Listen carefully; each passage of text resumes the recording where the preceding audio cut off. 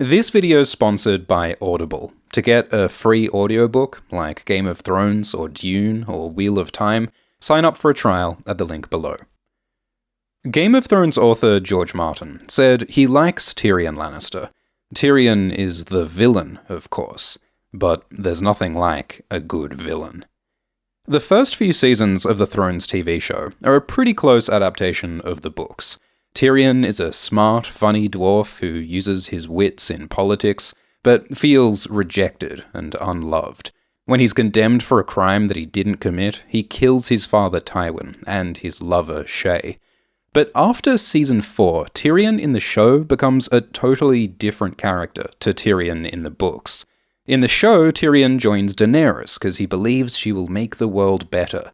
He tries to help her take the throne without killing innocent people, and without killing his siblings, Cersei and Jaime.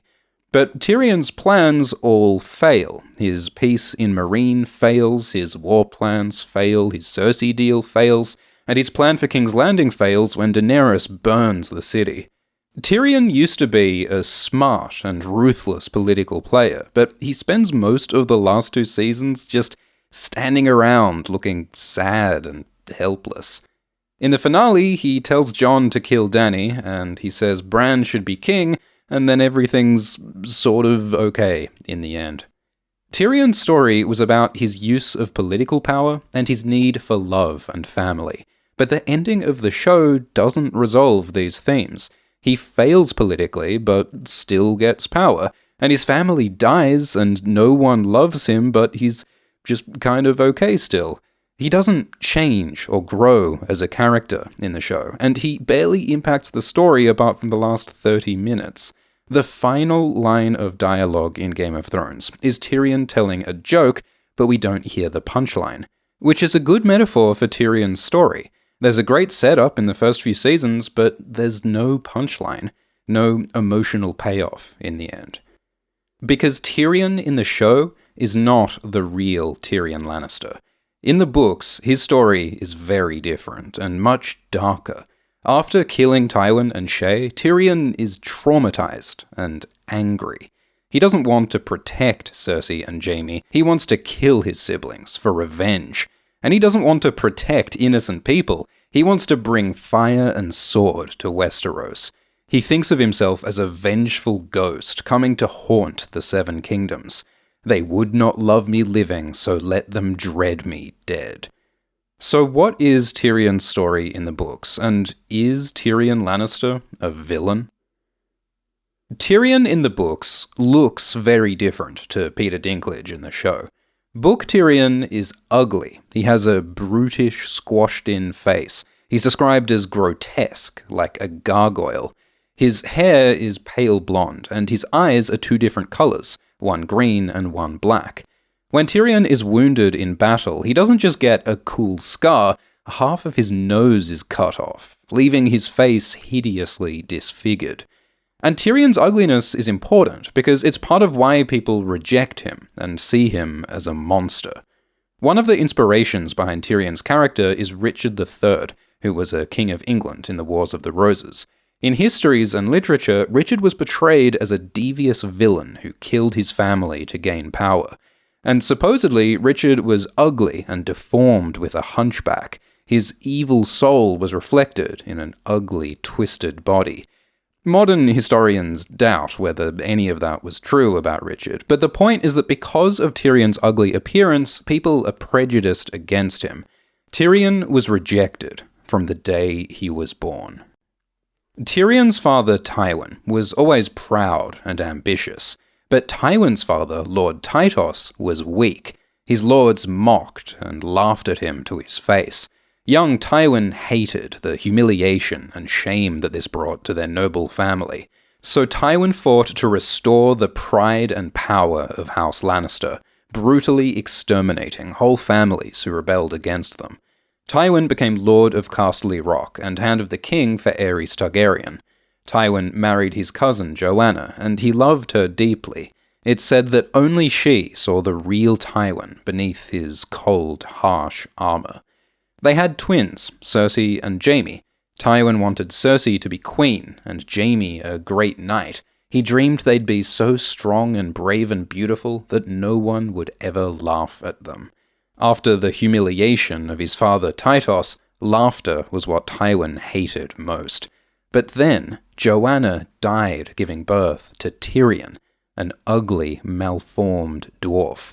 King Aerys mocked Tywin and said Tyrion was a punishment from the gods, that they took Tywin's beautiful wife and gave him a monster to teach him humility. The small folk called Tyrion Lord Tywin's Doom. So Tyrion's birth hurt the two things Tywin loved most. It undermined the pride and dignity of House Lannister and caused the death of his beloved wife. So Tywin always hated Tyrion and was cold and cruel to him. Cersei copied her father and also hated Tyrion. The only immediate family who showed Tyrion any affection or respect was his brother Jaime. Jaime gave him toys and taught him to ride a pony, and Tyrion loved and trusted Jaime more than anyone. He also liked his uncles, Tigert and Gerion. Gerion taught Tyrion about the wonders of the world, and taught him acrobatics, like flips and walking on his hands. But Tywin hated Tyrion acting like a fool and being laughed at, so he stopped the acrobatics. Tywin also refused to let Tyrion travel with Gerion, and instead put Tyrion in charge of the drains and cisterns at Casterly Rock. So Tyrion had a lonely childhood, finding comfort in books about history and dragons. Rejected by his father and his sister, and with no mother, Tyrion desperately wanted to be loved. When Tyrion was 13, he met a common girl called Tysha. They fell in love and got married, happily living as husband and wife for 2 weeks. But when Tywin found out, he was furious that Tyrion had shamed House Lannister by marrying an unworthy woman. Jaime told Tyrion that Tysha was a whore, that Jaime paid Tysha to be with Tyrion, and that she didn't really love him. To teach Tyrion a lesson, Tywin had Tysha raped by his guards. Then he made Tyrion rape Tysha, and the marriage was ended. So, the one time that Tyrion fell in love with someone, he learned that that love wasn't real. He was betrayed, humiliated, and forced to violate and dehumanize his wife. Ever since Tysha, Tyrion believed that no woman would ever truly love him, that they'd only want him for his gold. So Tyrion turns to sex workers and wine. But Tyrion says that while whores will fuck you, they won't kiss you. He craves real intimacy and approval and a place in the world. He's not a warrior like Jaime, he doesn't have power like Tywin, he's not feared or loved, but he is smart. He's good at strategy and manipulating people. So Tyrion reads lots of books. He says his mind is his weapon, and his wits are all he has. When Tyrion is about 25 years old, Book 1 begins. He goes up to Winterfell with King Robert and the rest, and he makes friends with Jon Snow. In the books, Tyrion does an acrobatic jump and somersault here, which author George Martin later said he could have left out because it's kinda silly. But Jon feels like an outcast for being a bastard, just like Tyrion feels rejected for being a dwarf. So he gives Jon advice. He says, when people make fun of you and call you names, you should take that name and make it your armor. So, like when people mock Tyrion and call him the imp, Tyrion takes on the persona of a sarcastic, cynical imp. He uses jokes and irony as a shield to deflect the hurt of rejection, and he uses his sharp tongue to make fun of people back. Tyrion slaps Joffrey for being a dick.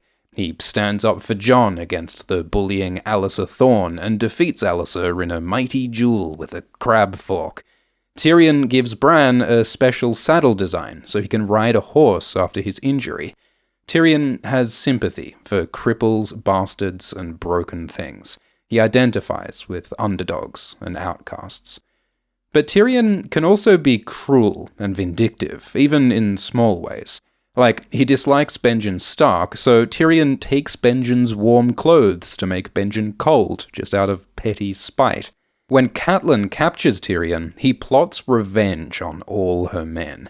He especially hates the singer Marillion for making fun of him. So when they're attacked, Tyrion stomps on Marillion's hand and breaks his fingers, just because he's annoyed by this guy's singing. Lysa falsely accuses Tyrion of murder, and it's easy to frame Tyrion because he's an ugly imp and people are biased against him. But Tyrion escapes using his wits and his words. He convinces Bronn and the Mountain Clansmen to join him. Tyrion says he'll help the Mountain Clansmen attack the Vale, and in the books, he's serious about this. He plans to reduce the Vale of Arryn to a smoking wasteland. He thinks there's nothing he'd enjoy more than getting revenge on Lysa, except perhaps strangling Cersei. He often fantasizes about killing Cersei and Tywin. Even as a child, he dreamed of burning his sister and father in dragonfire. So, from the beginning, Book Tyrion has a dark side that wasn't in the TV show. Being mistreated and disrespected makes him angry, and he wants to pay his debts with violent revenge. Tyrion meets with his father, Tywin, as the Lannisters go to war with the Starks and Tullys, and Tywin fights this war in the most violent and destructive way possible. He orders his most brutal soldiers, like the Mountain, to burn and plunder the Riverlands, killing and raping innocent people, and Tyrion doesn't question this. He's there when Tywin gives these orders. He sees villages burned. He sees innocent people killed by his family. And Tyrion has no sympathy, because Tyrion thinks like Tywin does. It was Tywin who taught Tyrion that a Lannister pays his debts with brutal, indiscriminate violence. "I see you have taken a few lessons from me," Tywin says, and that's why Tyrion wants violent revenge on Marillion and the Vale and, ironically, on Tywin. Tyrion does hate Tywin, but he's still so desperate for his father's love and approval that he's internalized Tywin's brutal methods and tries to be like him.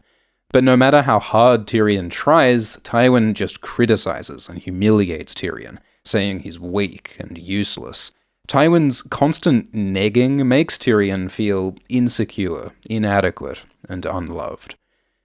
Tywin orders Tyrion to fight on the front lines of a battle, and Tyrion realizes that his father wants to get him killed.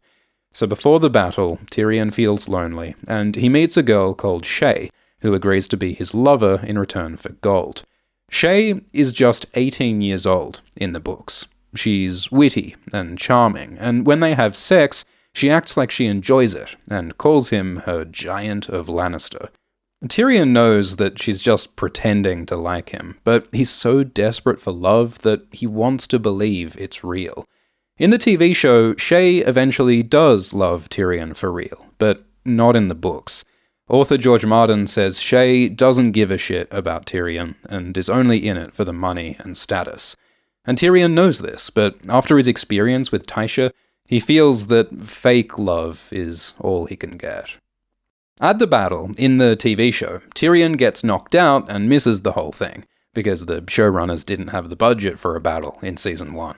But in the books, Tyrion rides in and fights. He kills some blokes and stabs a horse with his hat, and he survives this battle.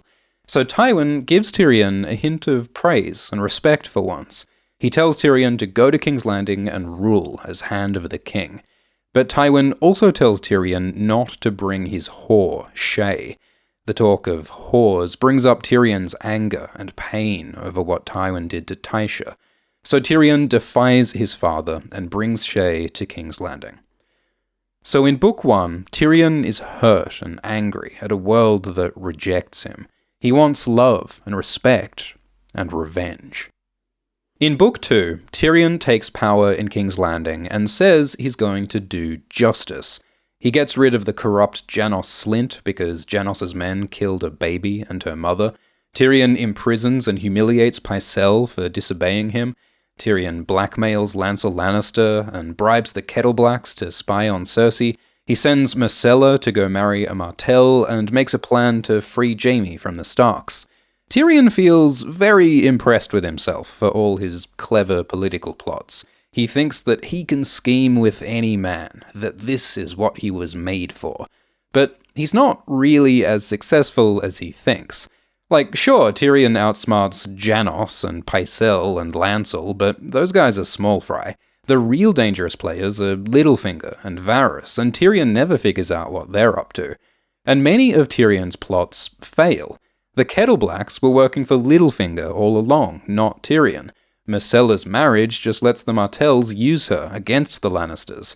Tyrion's plot to free Jaime fails. And Tyrion's insults to Pycelle and Joffrey and the Kingsguard and others just create enemies who turn against Tyrion in the end. So Tyrion is not as clever as he thinks he is, and he doesn't really do justice.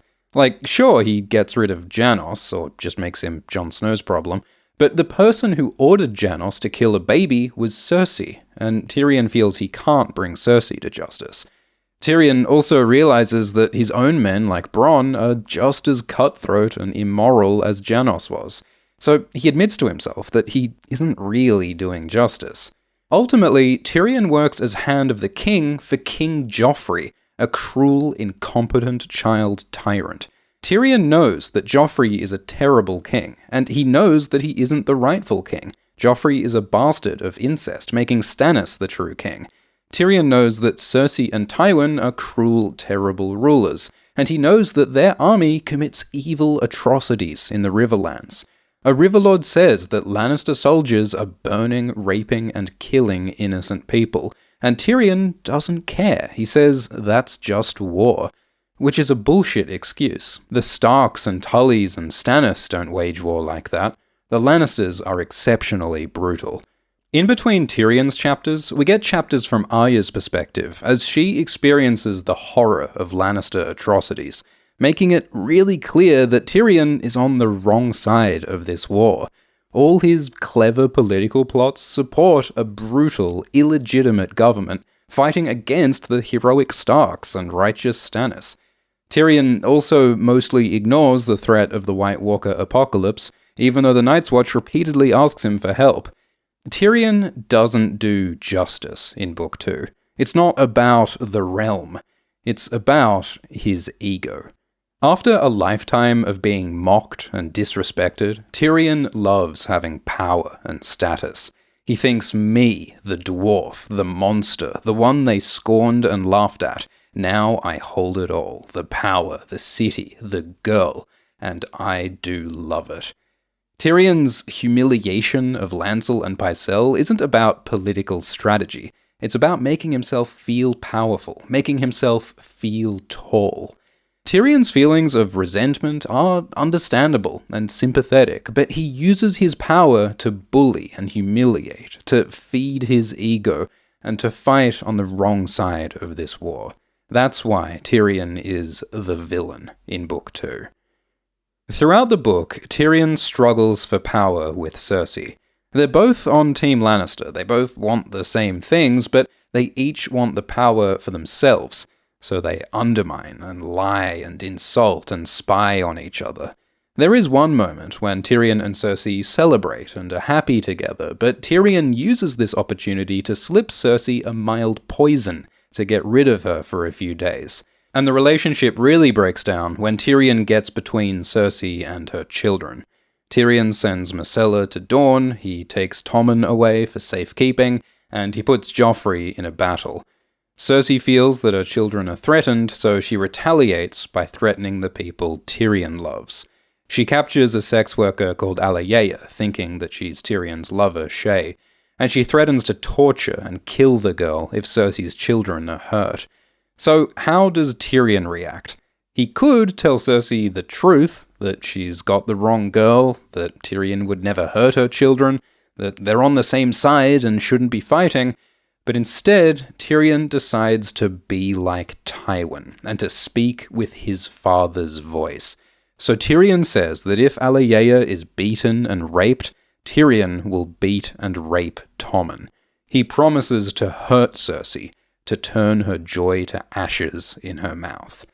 This is the moment that Tyrion and Cersei become enemies, and it happens because instead of being honest, half-decent people, they both act like their brutal, ruthless father.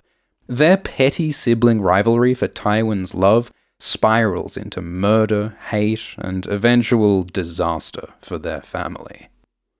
Tyrion defends King's Landing from Stannis. He blows up Stannis' ships with wildfire, and in the books he traps the burning ships with a giant chain. We see it from Davos's perspective, as Tyrion's wildfire kills his sons and thousands of others. So, from Davos's perspective, Tyrion totally is the villain.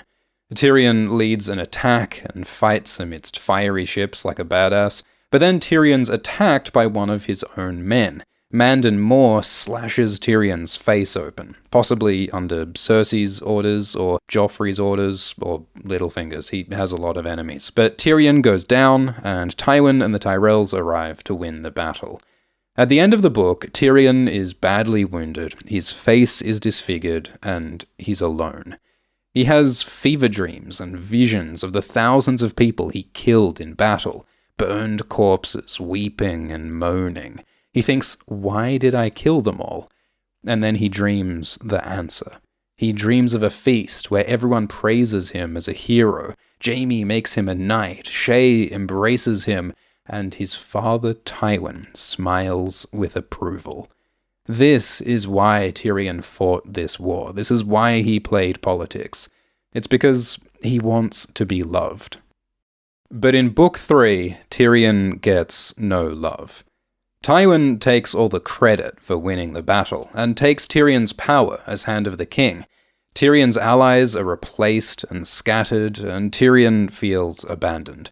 So Tyrion goes to his father and asks for some gratitude and recognition for saving the city and bleeding for their family. He asks to be publicly acknowledged as Tywin's son and heir. Since Jaime is a Kingsguard, Tyrion should be the next Lord of Casterly Rock. But Tywin refuses. He calls Tyrion an ill-made creature, devious, spiteful, and full of lust. He says he'll never let Tyrion turn Casterly Rock into his whorehouse. Tywin is angry that Tyrion threatened Cersei to protect Alayea, so Tywin has Alayea whipped and kicked out the city gates naked. Tywin brings up Tysha and Shae, and says he'll kill Tyrion's whores. So, Tywin's hatred of Tyrion is connected to Tywin's feelings about women and sex, which goes back to Tywin's relationship with his own father, Tytos. Because after Tywin's mother died, Tytos took several common women as his mistresses. One mistress became proud and influential, ordering people around at Casterly Rock, and she wore Tywin's mother's clothes and jewelry. Tywin was furious that a low-born woman had power and status in House Lannister and had replaced his mother wearing her clothes. So when Tytos died, Tywin stripped the woman and walked her naked through the streets to show the world she was a whore. Now, Tywin does the same thing with Alayea, and did something similar with Tysha. Because of his daddy issues, Tywin is paranoid about lower-class women undermining his pride and shaming his noble house, so he uses brutal sexual violence and public humiliation to put women beneath the dignity of his house. That's why Tywin hates that Tyrion openly has sex with low-born women, like Tytos did. He hates that Tyrion is mocked and laughed at like Tytos was. Tywin says, "I was made to suffer my father's follies. I will not suffer yours." Tyrion reminds Tywin of all his deepest insecurities about his father and women and his grief for his wife. It's not fair or rational, but that's why Tywin hates Tyrion and rejects him so brutally. Tyrion knows that Shae is in danger from Tywin, and that it'd be safer to send her away, but she's the only person who makes him feel loved, even though he knows that she's just using him for his money. Shae is not a nice person in the books. She says some cruel things about Lollys, a disabled rape victim. And Tyrion is unkind to Shae sometimes. He slaps her once. He isolates and controls her. He risks the life of this teenage girl for his gratification. And then Tyrion gets in another shitty relationship with a teenager. Tywin tells Tyrion to marry Sansa Stark so that the Lannisters can use her claim to take over the North. And Tyrion has mixed feelings. He says Sansa is too young to marry, because she's just 12 years old in the books. But Tyrion would like to rule Winterfell and get away from his family. Tyrion offers for Sansa to marry Lancel instead, but Sansa remembers that Tyrion was kind to her once, and she hasn't really got a choice anyway, so they both go along with the wedding. Sansa refuses to kneel for the wedding cloak, though, so Tyrion has to stand on the back of a jester. The wedding is humiliating and depressing for them both. Tyrion gets drunk and threatens King Joffrey, and then they go to bed. Tywin told Tyrion to have sex with Sansa, to consummate the marriage, to secure their claim on the north, and at first Tyrion intends to have sex with her. But Sansa doesn't want him, so he relents, and they settle into their distant, uncomfortable marriage. Tyrion tries to connect with her. He's so desperate to be wanted, but she doesn't want him because she's 12, and she's a political prisoner, and Tyrion's family killed her family, so their marriage is a daily agony. Tywin keeps telling Tyrion to have sex with Sansa, and Tyrion's angry that his father keeps trying to control his sex life. A singer blackmails Tyrion, so Tyrion has him killed and made into soup. Tyrion's stressed. He has a shitty job as Master of Coin, there are Martells and Tyrells to deal with, his child wife hates him, his dad wants to kill his girlfriend, the Queen hates him, the King hates him, the common people hate him and think he's a twisted little monkey demon. House Lannister is more powerful than ever, but Tyrion feels miserable and alone. At Joffrey's wedding, there's a performance by some dwarfs who ride a dog and a pig and joust for entertainment. Joffrey tells Tyrion to ride the pig, and Tyrion refuses, so they get angry and insult each other publicly. Then Joffrey dies of poisoned wine, and Cersei accuses Tyrion of the murder. At the trial, Tyrion has no friends to defend him. Bronn gets bribed by Cersei, and Podrick is just a boy. What Tyrion does have is a lot of enemies. All the people Tyrion threatened and humiliated over the last 2 books come back to condemn him. And they make a strong case that Tyrion poisoned Joffrey because Tyrion did steal poison and he did threaten Joffrey. He publicly swore to geld Joffrey. Of course, Tyrion didn't really intend to cut off his nephew's penis, just like he didn't really want to hurt Tommen. He only made those threats because he was angry and hurt, and because he thought that acting like Tywin and playing the role of a monster would protect him, like armor. But it really doesn't work. Tyrion says he's been on trial for being a dwarf all his life, and it's true that people are horribly prejudiced against him for the way that he looks. But it's also true that Tyrion's villainous behavior, his threats and manipulation and lies, are part of why people treat him like a villain. Finally, Shae testifies against Tyrion, after being bribed and pressured by Cersei. Shae says Tyrion is guilty, and she humiliates him by talking about their sex life. This betrayal breaks Tyrion, and all his hatred pours out. He says he wants to poison everyone, that he wishes he was the monster they think he is. Tyrion demands trial by combat, but the Mountain kills Oberyn, so Tywin condemns his son to death for a crime he didn't commit. Before his execution, Tyrion is saved by Jaime, and this is the moment when Tyrion in the show and Tyrion in the books go in completely different directions. Because in the show, Tyrion thanks Jaime and they hug lovingly, then Tyrion leaves. But in the books, Jaime makes a terrible revelation. After Tyrion married Tysha, Jaime had told him that Tysha was a whore, that Jaime paid her to be with Tyrion, and that she didn't really love him. But now Jaime reveals that that was a lie that Tywin made him tell. Jaime didn't pay Tysha. She was just a random peasant girl who really did love Tyrion. All these years, Tyrion thought that no woman would ever love him, but now he finds out that his wife, who was gang-raped by Tywin's men and by Tyrion, was the only woman who ever loved him.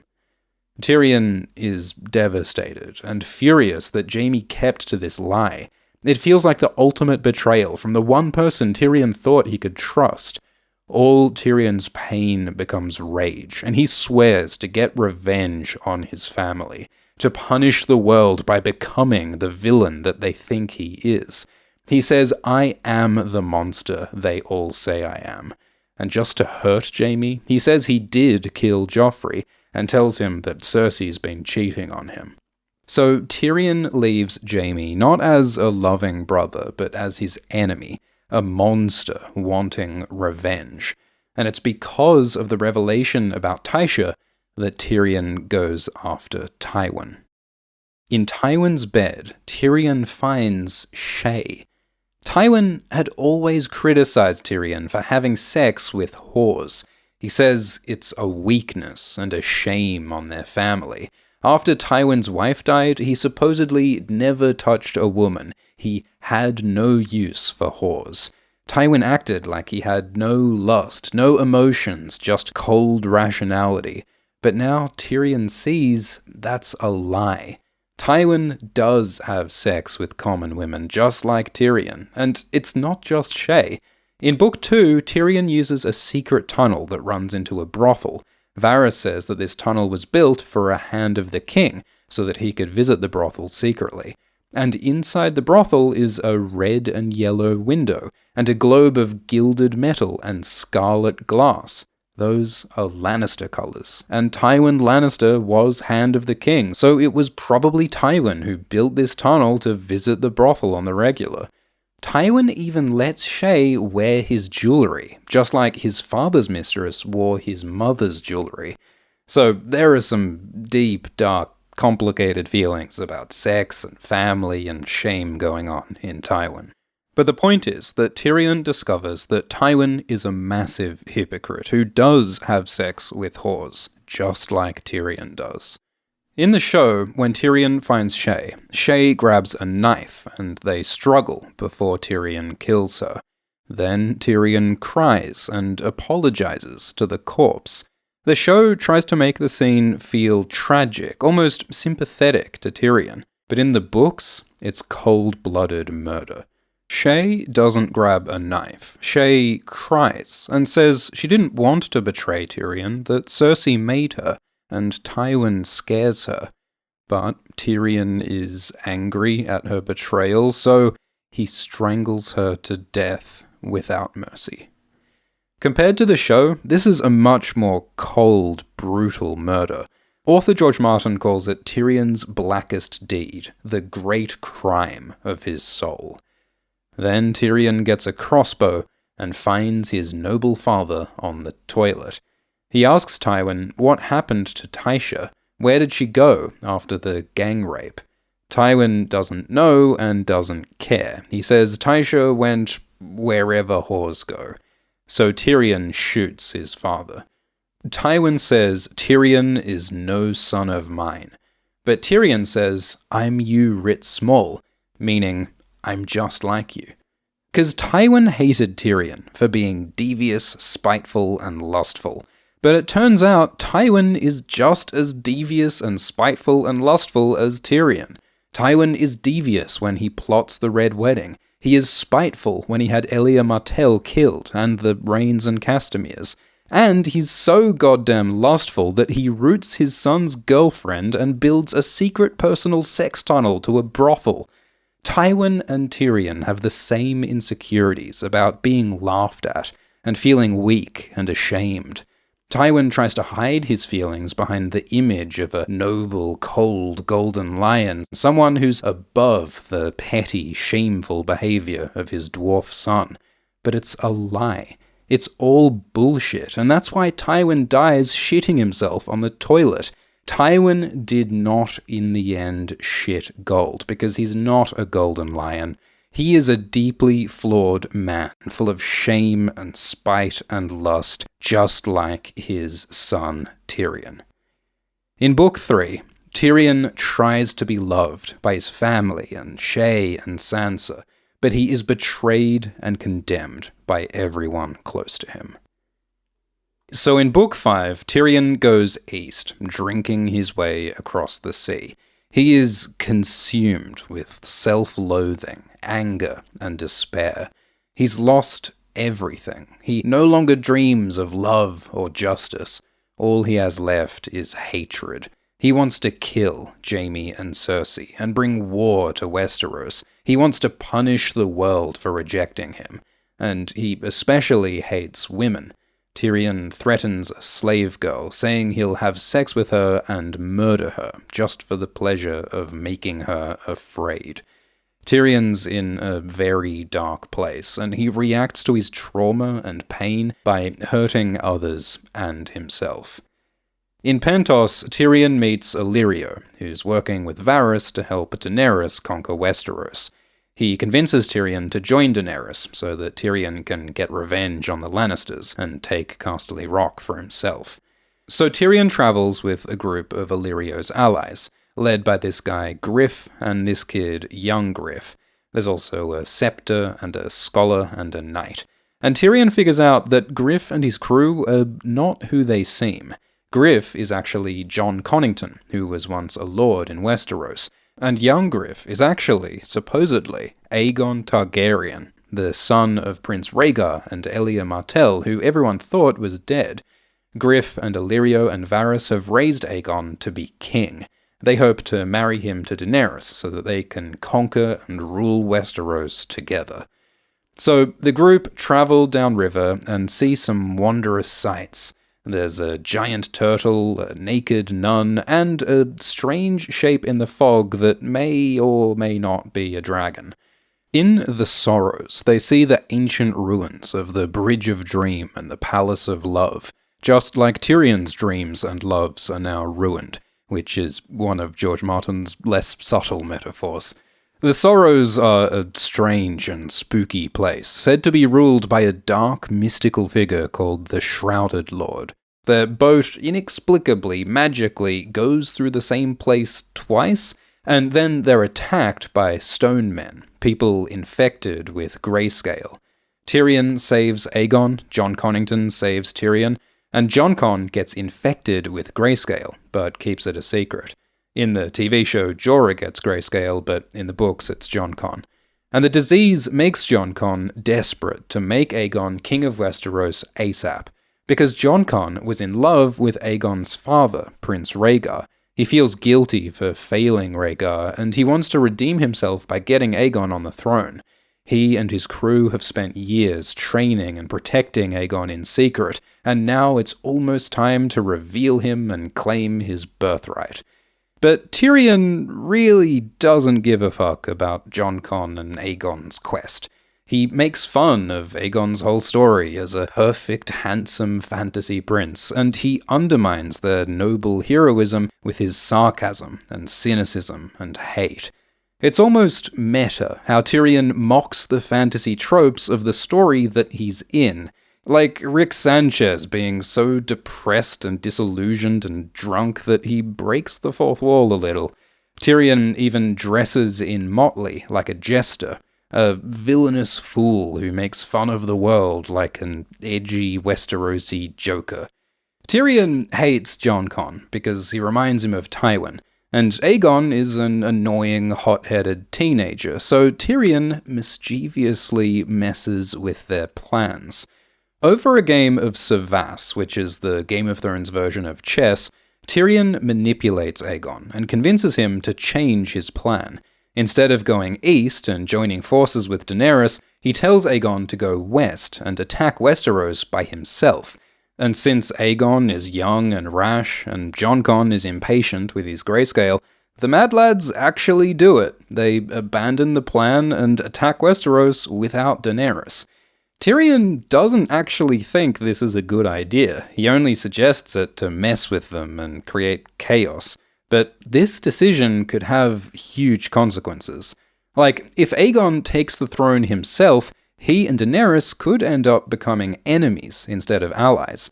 There are hints that Aegon is not really a Targaryen, he's actually a Blackfire, and Daenerys is warned of a Mummer's Dragon, or False Dragon.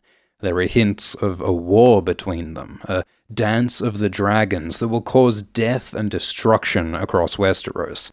So Tyrion's trolling might cause a terrible war, and he doesn't care. He laughs when he finds out. In his anger and nihilism, Tyrion wants to see the world burn. Tyrion is haunted by memories of Tywin and Shae and Tysha. Since Tysha was the one woman who truly loved him, he wants to find her again. He imagines them living together in their cottage like they did when they were young and happy. It's not a realistic dream, but that distant memory is all he's got. Tywin said that Tysha went wherever whores go, so Tyrion repeatedly asks, where do whores go?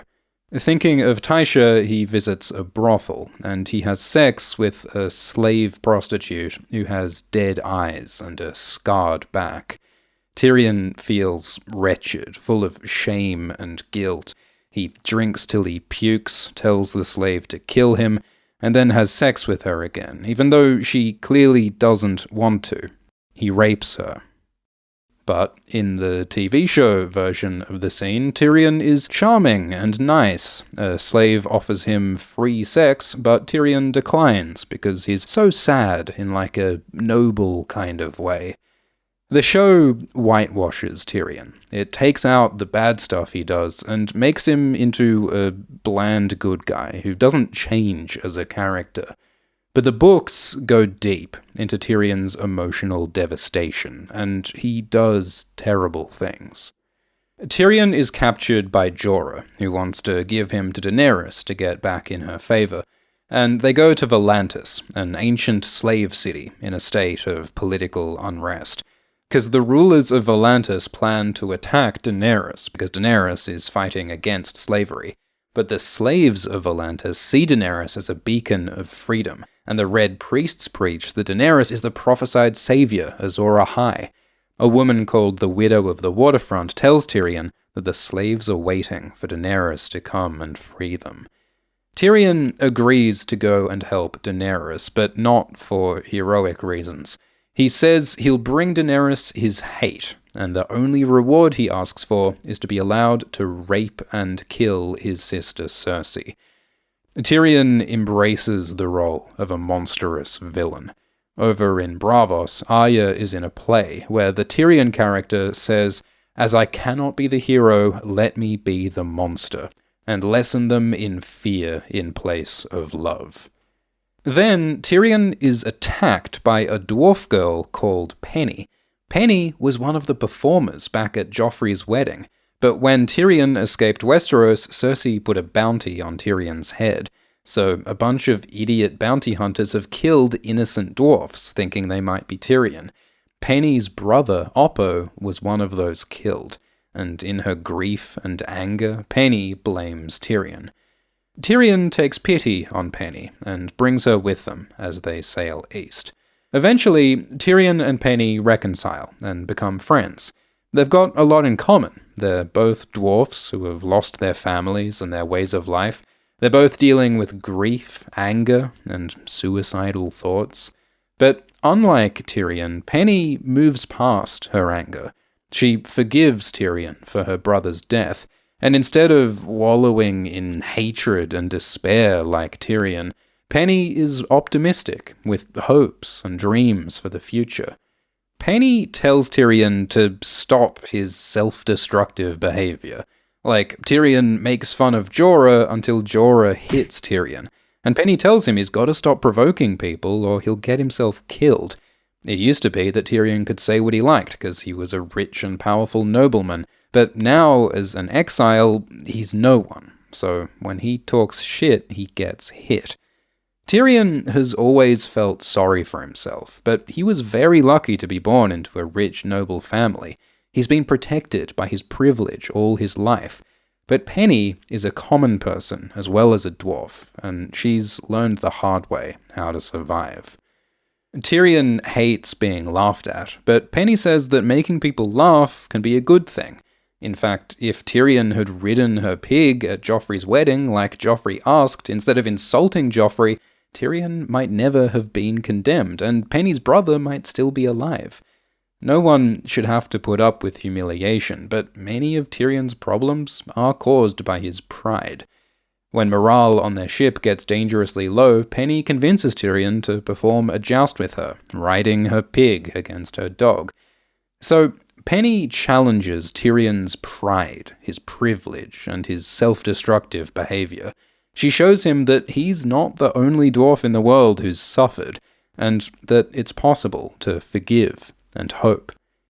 Penny has a crush on Tyrion, and they kiss a couple of times. But Tyrion isn't interested in her like that. The only woman he loves is his idealized memory of Tysha. So Tyrion has a complicated relationship with Penny. He's protective of her, and kind sometimes, but he rejects her love, and he mostly rejects her positive, hopeful attitude. Tyrion stays angry and proud and cynical, and he moves closer to power. A red priest called Maquaro has a vision of Tyrion with dragons. Dragons old and young, true and false, bright and dark, with Tyrion snarling in their midst, a small man with a big shadow.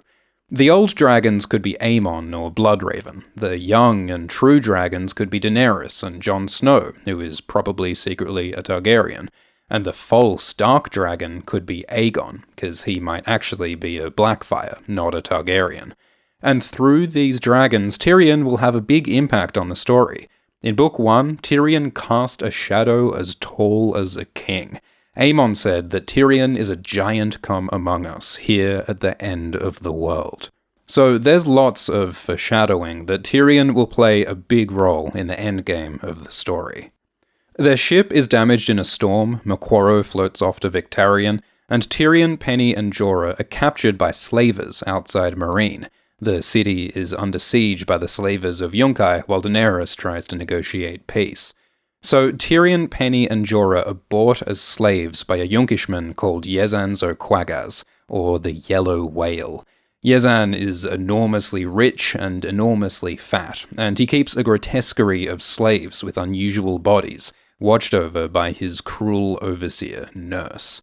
Tyrion has gone from a proud, powerful ruler in Westeros to a powerless, humiliated slave. Inside Meereen, Daenerys tries to make peace with the slavers by marrying Hizdahr and opening the fighting pits. Tyrion and Penny are made to perform for the crowds, so the first time Tyrion and Daenerys see each other, Tyrion is riding a pig, though she doesn't know he's Tyrion and they still haven't met. Because Drogon crashes the party, Daenerys flies off, and Yunkai prepares to attack Meereen. A disease called the Bloody Flux breaks out, and Yezan gets sick. Yezan was dying already from an exotic disease he got in Sithorios, so pretty soon he's squirting his guts out, and Tyrion takes the opportunity to escape. On the way out, he kills Nurse with some poison mushrooms, and says a Lannister always pays his debts. So after all the crazy stuff that happens in this book, Tyrion is still a Lannister. Still proud, spiteful, and murderous like his father.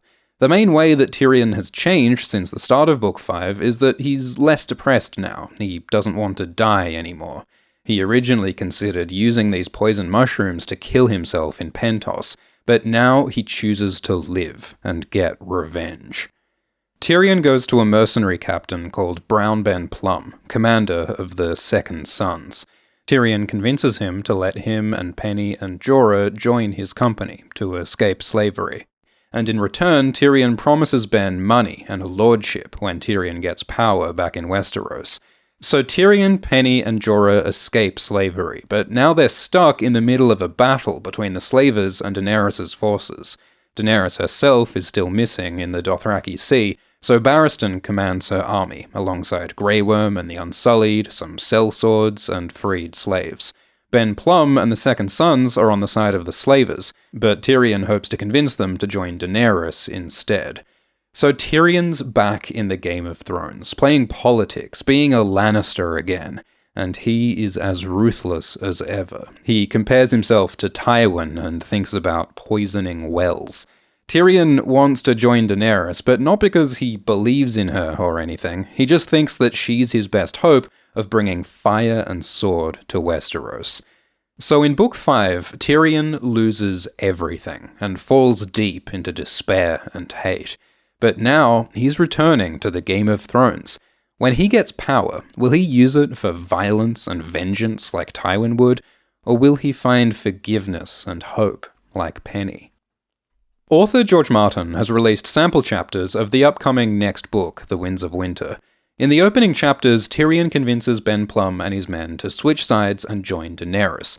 Another sellsword company called the Windblown also join Daenerys. Victarion and Moquoro arrive with the Ironborn and attack the slavers. The dragons, Rhaegal and Viserion are loose, and Sir Barristan rides into battle. So, it looks like Daenerys' forces will defeat the slavers, leaving a very strange bunch of characters in charge of Meereen. Barristan is Daenerys' closest ally, so Tyrion will want to win his trust, though Tyrion suspects that Barristan will hate him for being a villainous kinslayer.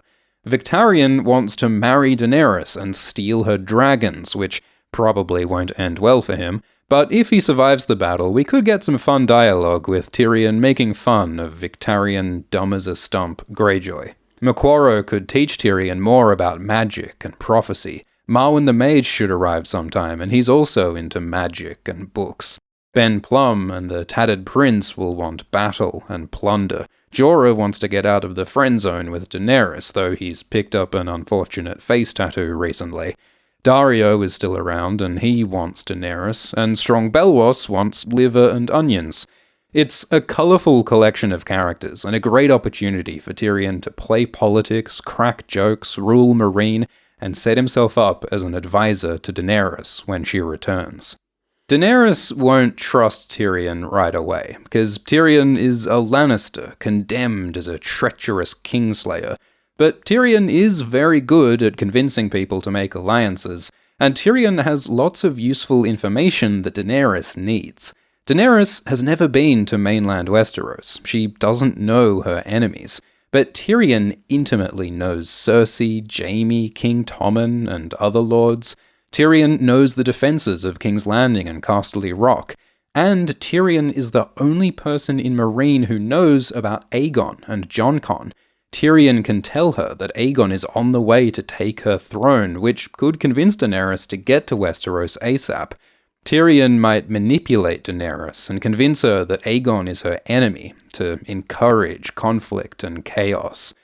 So, like in the show, Tyrion will probably become Daenerys' Hand of the Queen, but his advice to Daenerys may be very different to the show. In the show, Tyrion tells Daenerys to be merciful to the slavers, so instead of killing them all, they just kill some and give the rest a stern talking to. But Book Tyrion, in his anger and hate, won't want mercy for the people who just enslaved him. He'll want revenge. Book Daenerys also wants violence. All through Book 5, she tries to rule Meereen peacefully, making compromises, marrying Hisdar, chaining up her dragons. But peace fails, so she flies off on her dragon, and she has visions reminding her that she is the blood of the dragon, that Meereen is not her home, that the Targaryen words are fire and blood. Daenerys is done with peace. She's set to burn her enemies. And Daenerys once said that if Yunkai attacks her, she will raze their city to the ground. So Daenerys and Tyrion's first act together won't be this half-assed compromise. It might be to destroy Yunkai. George Martin says that Daenerys has embraced her heritage as a Targaryen, and that she and Tyrion are coming home. But it's a long way from Meereen to Westeros, and they have unfinished business in Essos. The Red Priests and the Widow of the Waterfront want Daenerys to free the slaves of Volantis, which might get violent. A priest prophesies that Volantis will burn. And conveniently, the ruling slavers of Volantis live inside the Black Walls in the heart of the city, making them a convenient target for Daenerys to roast them all with dragonfire. Moquoro may convince Daenerys of her destiny to be a sword of fire that will cleanse the world, pushing her further towards violence. Daenerys also has business in Pentos, because the captain of the Windblown, the Tattered Prince, joins Daenerys on the condition that he gets to take over Pentos. Daenerys hasn't agreed to this yet. At first she says she won't give Pentos to Tatters because Illyrio lives in Pentos, and Illyrio is her trusted ally. But Tyrion can tell Daenerys the truth, that Illyrio has been lying and manipulating her all along. Illyrio really supports Aegon, and while Illyrio was selling Daenerys to the Dothraki, he was raising Aegon in secrecy and safety. Tyrion could convince Daenerys to burn Illyrio for his betrayal, and to give Pentos to the Tattered Prince. We don't know what Tatters' plans are for Pentos, but it's probably something bad.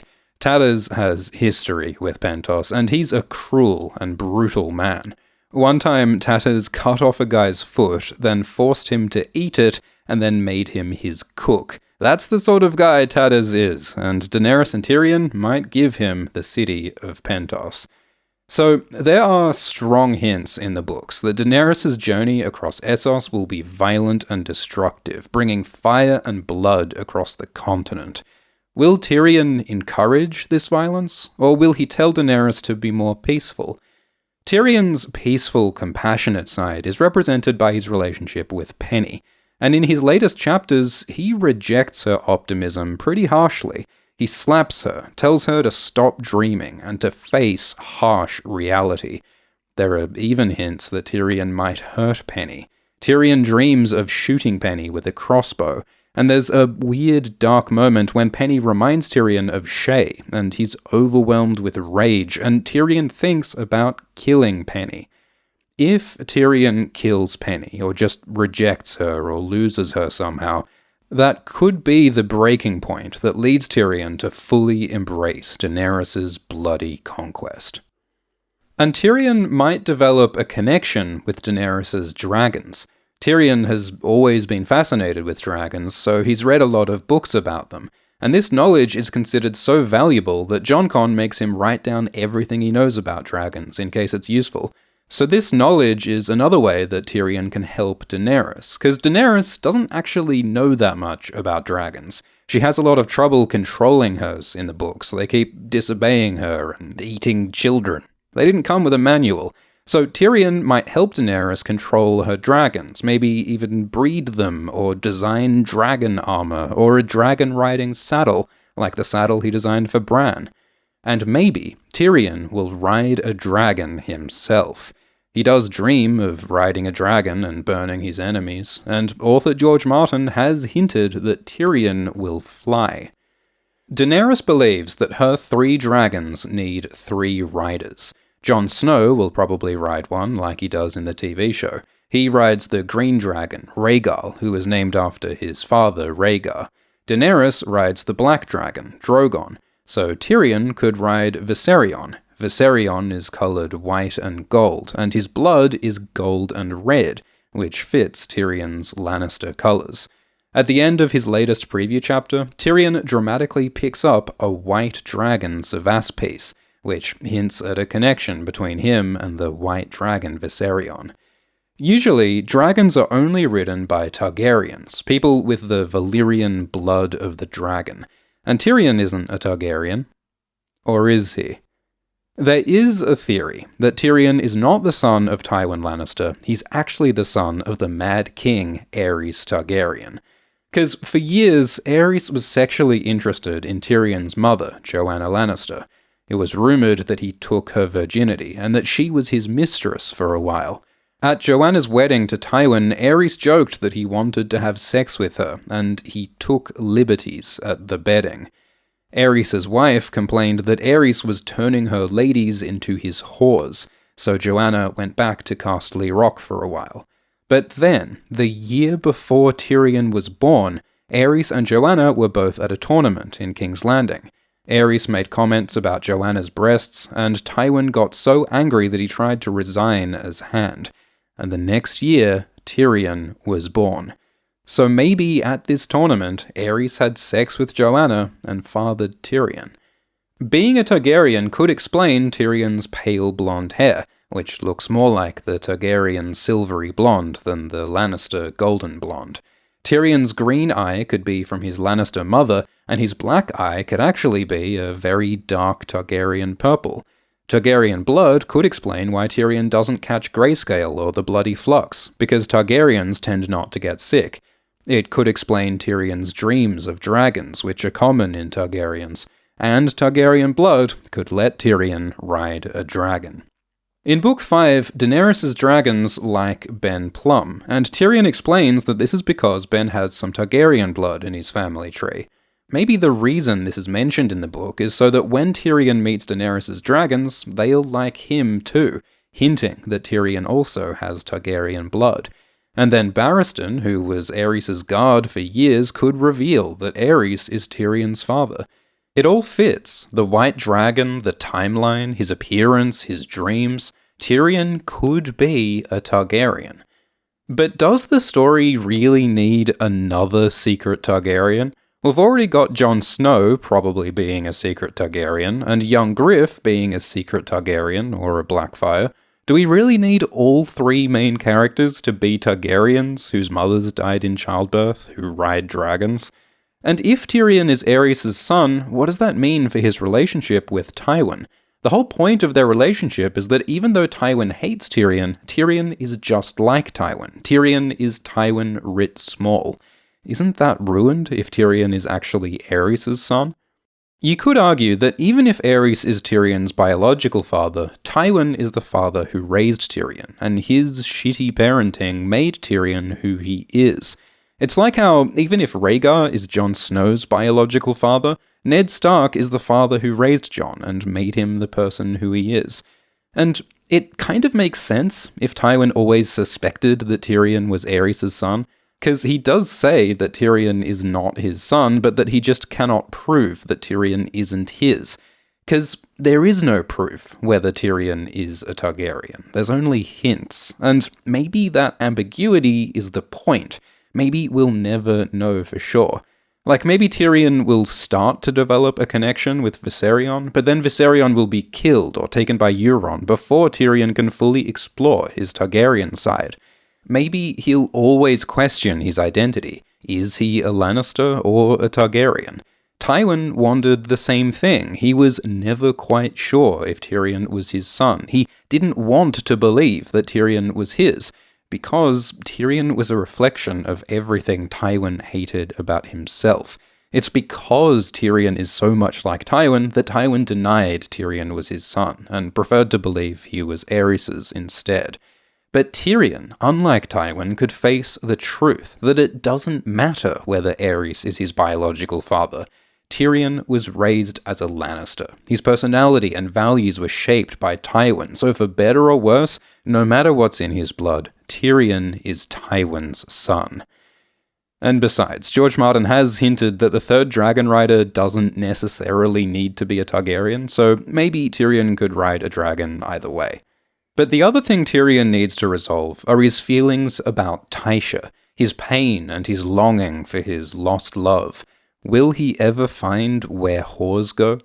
George Martin has said that we will find out where whores go, so where?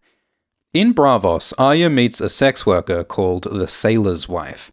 Before she has sex with men, she always marries them in a fun temporary ceremony with a drunken priest. Like how Tysha married Tyrion in a fun ceremony with a drunken priest. The Sailor's Wife likes singing, like how Tysha used to sing for Tyrion. And she's a whore, just like Tysha was supposedly a whore. The Sailor's Wife is a fun and kind person, though there's something sad about her too. She often prays for her first husband, her true love, to come back to her. Maybe that husband was Tyrion, and the Sailor's Wife is Tysha. She could have fled from Westeros and set herself up in Braavos. And thing is, the Sailor's Wife has a blonde daughter called Lyanna. Lyanna is 14 years old, and Tysha and Tyrion were married either 14 or 15 years ago. So the timeline fits. Lyanna could be Tyrion Lannister's daughter with Tysha. There are problems with this theory, like the Sailor's Wife says her husband was a sailor, and Tyrion's not a sailor, so maybe her husband was actually Tyrion's uncle, Garyon. But the sailor thing could just be a lie that she tells to protect herself. The other thing is that a fortune teller says that the Sailor's Wife's husband is dead, and if he comes back to her, it will be as a corpse. Tyrion isn't literally dead, but he does think of himself as being metaphorically dead, having died in King's Landing and become a ghost. So, if the sailor's wife is Tysha, maybe he will come back to her in Braavos. Daenerys and Tyrion could stop there on the way west. Maybe Daenerys could borrow money from the Iron Bank or fight the Faceless Men or something. But Tyrion and Tysha's reunion may not be a happy one, because Tyrion and Tysha aren't the innocent teenagers they remember each other as. Tyrion has become a corpse, a hateful, murderous version of the boy he used to be, and Tysha has ironically become a whore, which is what Tyrion always feared she was. If a reunion with Tysha goes badly, and they don't meet each other's impossible, idealized standards, that could push Tyrion into an even darker, more destructive place, right as he arrives back at Westeros. So in the next book, Daenerys will carve a bloody path across Essos, with Tyrion by her side. Tyrion might ride a dragon, he might reunite with Tysha, and he might lose or kill Penny. The Winds of Winter has the potential to be Tyrion's darkest book, where he fully embraces fire and blood. At the end of the TV show, Daenerys burns King's Landing, killing thousands of innocent people out of anger and frustration. And a lot of viewers complained that this terrible, dark turn happened too suddenly. There wasn't enough build-up and exploration of why Daenerys would do something so evil. In the books, her journey across Essos could be that gradual build-up of destruction. Her allies and advisors in the books will be violent, fiery people like Tatters and Ben and Maquaro, the Ironborn and Dothraki, and Tyrion, the devil on her shoulder, urging her to burn Westeros for his revenge. The situation in King's Landing will be different. It might be Aegon, not Cersei, who has the throne, possibly in alliance with Dorne, the Reach, and the Faith. And Aegon may be popular with the common people. There's a vision of the Mama's dragon amidst a cheering crowd. If the common people support Aegon instead of Daenerys, Daenerys may see the people as her enemies. Jon Connington could be there, and interestingly, Jon Con has a traumatic backstory involving bells, which might be the reason for the bells that ring in the show before Daenerys burns the city. There could also be wildfire in the mix. Cersei and Jaime might be there, perhaps as prisoners of Aegon, and the spark behind the fire could be Tyrion. Because King's Landing is where Tyrion was betrayed by Tywin, Cersei, Jaime, and Shae. It's the city he fought to save before its people rejected and condemned him. He said that he wished he had enough poison to kill them all, and ever since he's wanted revenge to pay his debts. During Robert's Rebellion, Tywin brutally sacked King's Landing, killing men, women, and children. And part of the reason why he did this so savagely was probably to get revenge on King Aerys and everyone else who mocked and disrespected him when he was Hand of the King. Now Tyrion is set to repeat history and to attack that same city because of how he was treated when he was Hand of the King. Tyrion will repeat the sins of his father. In the show, Tyrion tells Daenerys not to burn King's Landing, but in the books, he could encourage or manipulate her into doing it, by turning her against Aegon and the common people, or by not telling her about the dangerous wildfire, or even by starting the fire himself on a dragon of his own. However it happens, the burning of King's Landing would be the ultimate expression of all Tyrion's hatred and pain, especially if it kills Jaime and Cersei. But revenge won't make Tyrion happy in the end. In Book 5, he has a dream where he fights a battle with dragons overhead. He kills Tywin, and he kills Jaime, but then Tyrion realizes he's crying. As Ilaria says, revenge doesn't fix anything. It doesn't bring back what you've lost. A skull can't make you happy. In the show, Tyrion walks through the ashes of King's Landing and cries over the bodies of Jaime and Cersei. The tragedy in the show is that Tyrion failed to protect his family, but in the books, the tragedy could be that he killed his family, and only realized it was a mistake when it was too late. In the show, Bran makes Tyrion Hand of the King and says he'll work to fix his terrible mistakes. But Tyrion's terrible mistake in the TV show was believing in Daenerys, who turned evil despite his good intentions. It could be so much more tragic in the books if Tyrion's mistake is encouraging Daenerys' violence, choosing hate and revenge. So, will Tyrion end the series as a villain like Tywin? Or could he redeem himself? In the show, the White Walkers are defeated, then King's Landing burns. But in the books, it might be the other way around, because Jon killing Daenerys makes more sense in the context of the White Walkers because of the Azor Ahai story. So maybe after Tyrion and Daenerys burn King's Landing, Tyrion will help defeat the White Walkers. He could finally realize that saving the world is more important than his politics and revenge. The Night's Watch were right. This is what he should have been doing all along. When Tyrion stood on the wall in Book 1, he felt something. He sensed that the White Walkers were the true enemy.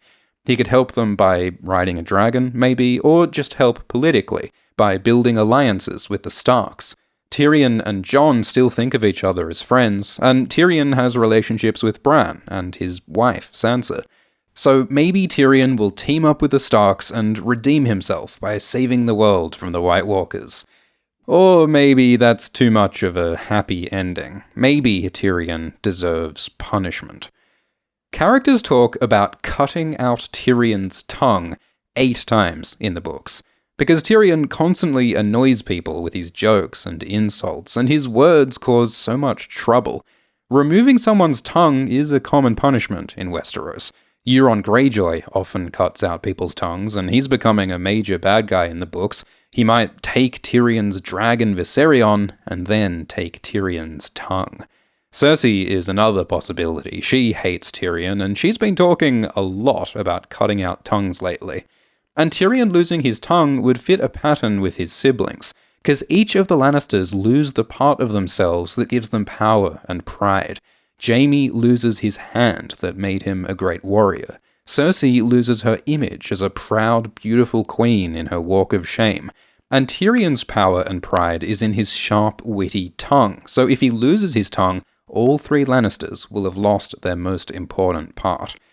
When Jaime loses his hand, and Bran breaks his back, and Arya loses her sight, these are challenges that force the characters to grow and redefine themselves. But Tyrion has kind of already had his downfall. He's already lost everything. So losing his tongue might not be about growing his character. It could be more of a brutal final tragedy at the end of his story, a punishment for all his crimes. Because if Tyrion's words and lies convince Daenerys to burn King's Landing, maybe King Bran will take Tyrion's tongue so his words can't do evil again. He could live out his days as a quiet lion at Casterly Rock, or as a mute maester at the Citadel, or with the Night's Watch. Tyrion remembers that Jorah Mormont said that they need men like Tyrion in the Watch. Tyrion remembers that the Watch welcomes outcasts and misfits, no matter their past crimes. Maybe with the Brotherhood of the Watch, Tyrion will finally find the family and acceptance he's always wanted. Sam says that someone really needs to sort out the books in the Castle Black library, which will take years of work, but Sam will be busy being Grand Maester, so maybe Tyrion will sort out the books at the Watch.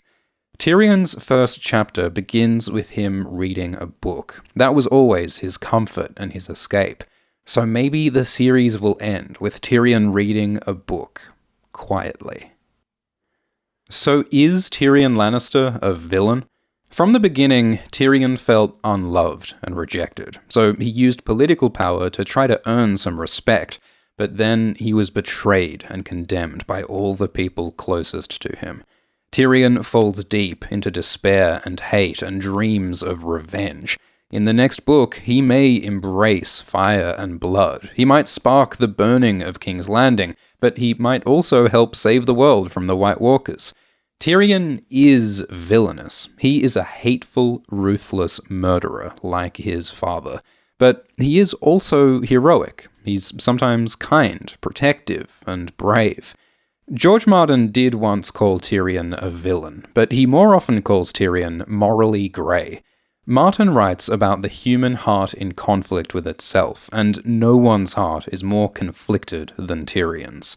There's love and hate, good and evil inside him, and to be human is to look for the light. If you want the real story of Game of Thrones, you've got to check out the books, the main series and the prequel stories and the history books. You can get any one of these on audiobook for free right now at audible.com/ASX. Sign up for a Premium Plus trial membership and you get an audiobook to keep, even if you cancel the trial. You could get Dune or Wheel of Time or The Expanse. Membership also includes unlimited access to thousands of audiobooks and shows in the Audible Plus catalog. Sign up at audible.com/ASX or text ASX to 500 500. There's still more to say about Tyrion, so there'll be a Q&A livestream on this channel in a few days at the link below. Also, Alt Schwift X has released a rap about Tyrion for some reason, so you can check that out, but don't encourage him. Thanks to the artists and fan essayists linked below, and thanks to the patrons, including Chiara and Karth, Eli Lidkia, Jay Valk, Michelle, Dan Marks, Mally Brossett, Lady Diana, Callie Havimaki, and Carla Lindemann. Cheers.